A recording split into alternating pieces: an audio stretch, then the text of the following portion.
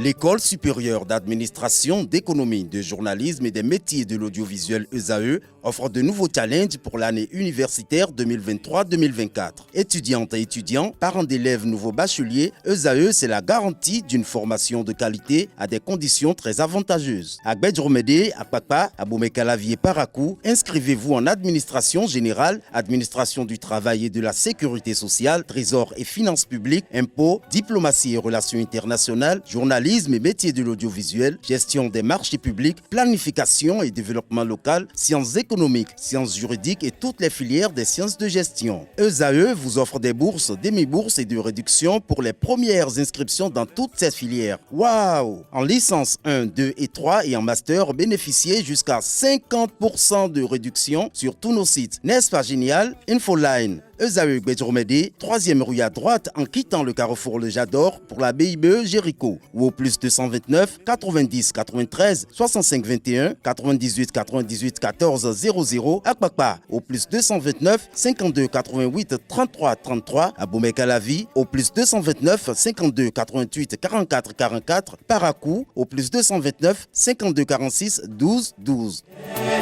ESAE, l'excellence à un an.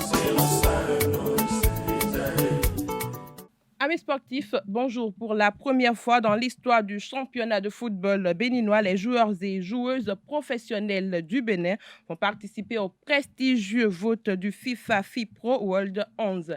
L'annonce a été faite par l'Union nationale des footballeurs professionnels du Bénin. Cette opportunité exceptionnelle est le fruit du travail acharné et du dynamisme de l'Union des professionnels des footballeurs du Bénin. Les 16 meilleures équipes masculines de la saison précédente ainsi que les 6 meilleures équipes féminines du championnat féminin auront l'honneur de représenter le Bénin lors du vote.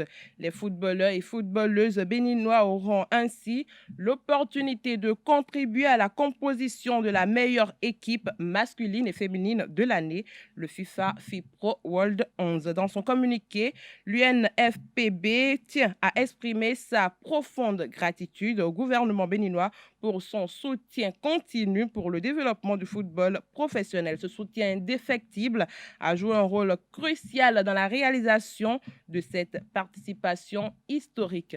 Dans le cadre de la rencontre Mozambique-Bénin, comptant pour la 6e et dernière journée de la Coupe d'Afrique des Nations Côte d'Ivoire 2023, la présence de Saturnin Alagbé est annoncée. Dans un communiqué, son club Dijon FC a révélé que le Guépard a été convoqué pour ce rendez-vous très attendu. Joueur cadre de la sélection du Bénin, Saturnin Alagbé a de nouveau été appelé par Gernot Rohr, le nouveau sélectionneur dans le cadre de la 6e journée des éliminatoires de la CAN 2023, a écrit la cellule de communication sur sa page Facebook Dijon FC. En manque de temps de jeu à Amiens FC, Chibozo va essayer de relancer sa jeune carrière dans un nouveau club.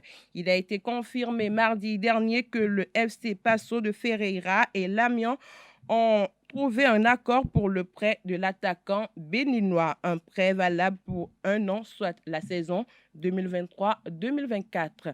Le football club Passo de Ferreira est un club de football portugais qui évolue actuellement en D2 du championnat portugais.